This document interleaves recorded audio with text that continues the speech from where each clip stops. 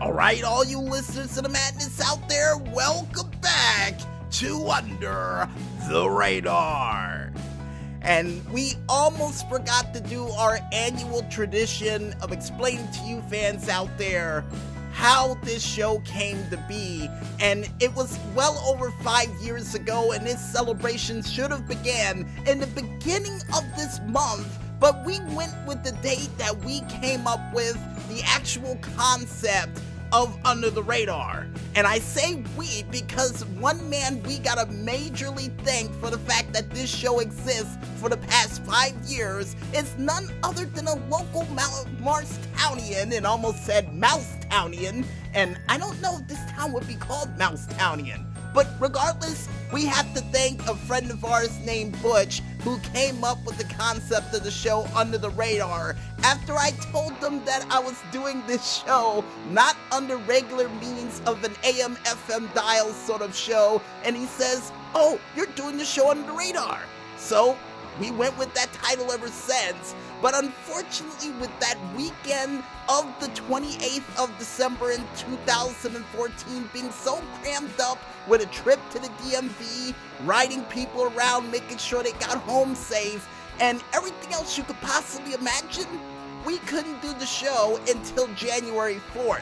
But we still celebrate the day that idea came to life, thanks to Butch, and not to mention to you listeners of the madness who's been listening in to well over 5 years now of crazed entertainment featuring tracks, stunts, and even crazy news stories along with screenshots that we were able to find over the weekend.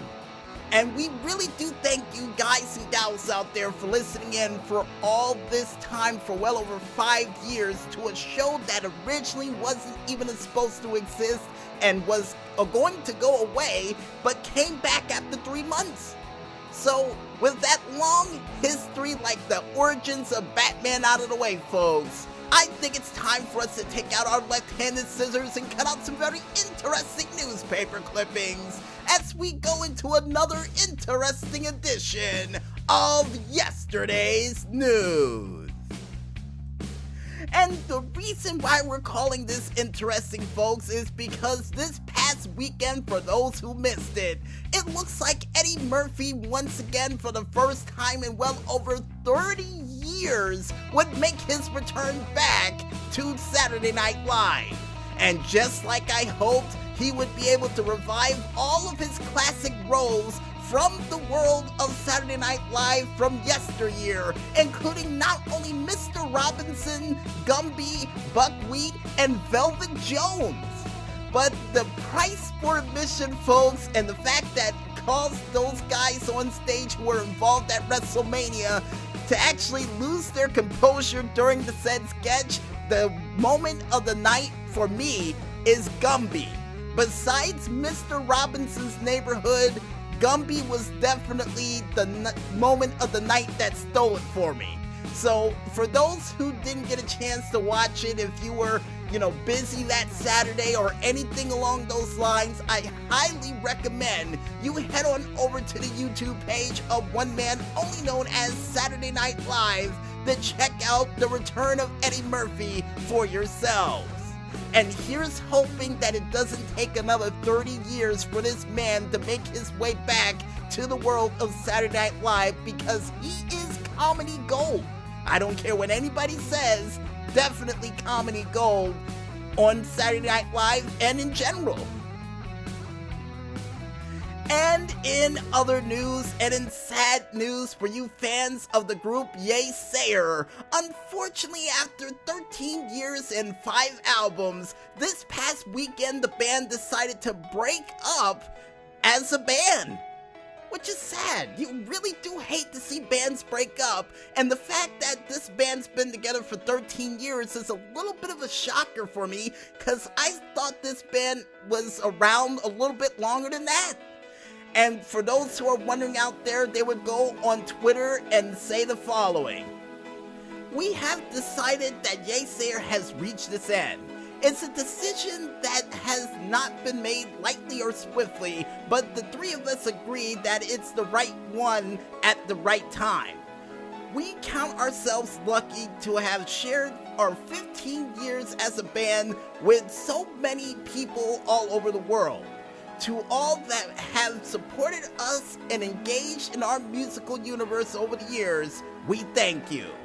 Anand, Chris, and Ira, which was the 3 members of the band.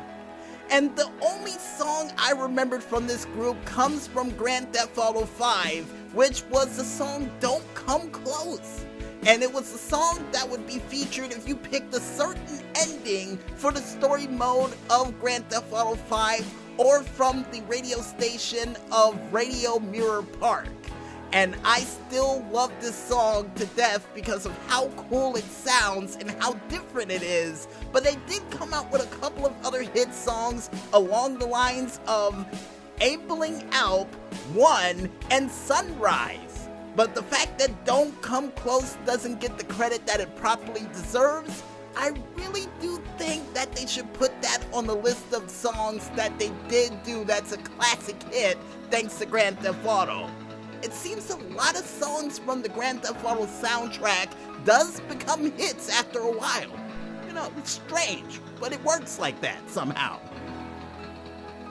And for any of you out there who wants to check out the classic hits of none other than Yay Sayer, you can head on over to the YouTube pages of not only Kex P or their said YouTube page known as Yay Sayer TV to check out all of their classic hits from well over 15 to 13 years for yourselves.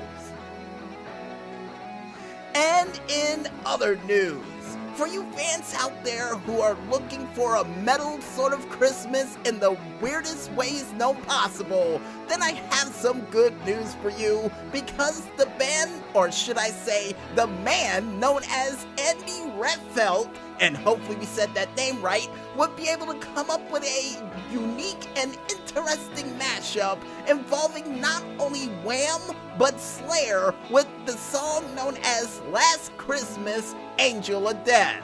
And the start of this song, folks, probably one of the most hilarious ways to start off a song, because you know the song for Angel of Death starts off with a high metal scream and a guitar solo, but with Wham starting off the song and just Slayer coming in from out of nowhere with that high-pitched death metal scream, yeah, it'll definitely warm your bones for the holiday season. And if my memory serves me correct, they still have the jazz version of Enter the Sandman up. Also along with that, Mary Poppins Sings Death Metal, and a couple of other unique songs that I got a feeling if my friend Ben Davis was still on the air with his show Hang DJ, he would probably play these on an average Wednesday afternoon. No, yeah, I might have to call him up and let him know these songs exist. He would love them. And if you guys want to check out this Wham Bam Thank You Ma'am moment of death metal for yourselves in mashup form, you can head on over to the Twitter page of Andy Redfeld for yourselves to check it out. And in other news, or more or less video game news, for you fans over at Rockstar Games for not only Grand Theft Auto, but for Red Dead Redemption Online, I have some news for you, because snow has officially come to both worlds in both games. And not only snow, but special holiday seasonal events and outfits that you can collect for yourselves. And before we can forget, folks, for you fans over for Grand Theft Auto Online, a new and probably fastest car in the game has been added in the form of the Grotti Furia supercar that is currently available as we speak. Now, the upsetting part about this is, with the snow on the ground, for those who are looking to do the Diamond Casino heist or any of the other regular heists in the game, you may have to go a little bit slower or be a professional drift driver like if you were in, I guess, the Fast and the Furious, because let's just say if you go too fast on that snow, you will spin out no matter what car you own. except for the one with the back treads, which I tested last week, which seems to work just fine. But then again, that's a half-tank car, but I digress. But for any of you out there who wants to check out the new and improved fastest car in the game for yourselves, you can head on over to the Newswire page for RockstarGames.com to check it out for yourselves. And oh, P.S., if you're willing to search the streets of Los Santos, you can get a new and exclusive serial killer mystery weapon for Grand Theft Auto Online and even win a well over $250,000 prize for collecting the weapon and getting well over 50 kills along with it. Yeah, so good luck all you gun finders out there. I think that's the first time we've said that on the show. And with that said, folks, wraps it up for this special 5-year anniversary edition of yesterday's news. That went on a little bit longer than we hoped, but still, hey, it's a celebration. And with that said, folks, we might as well head back to the music, and when we return, we'll be back with more radioactive madness than you can shake a Geiger counter at, as Under the Radar continues right after this. So don't touch that dial just yet, folks, and stay tuned.